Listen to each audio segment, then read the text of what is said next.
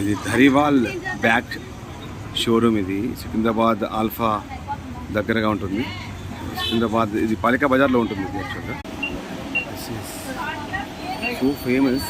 రెగ్యులర్గా నేను వస్తుంటాను, కానీ ఎందుకు వస్తానంటే దీని క్వాలిటీ చాలా బాగుంటుంది. ప్లస్ అన్ని రకాల బ్యాగ్స్ ఉంటాయి, ముఖ్యంగా లేడీస్ హ్యాండ్ బ్యాగ్స్, అలాగే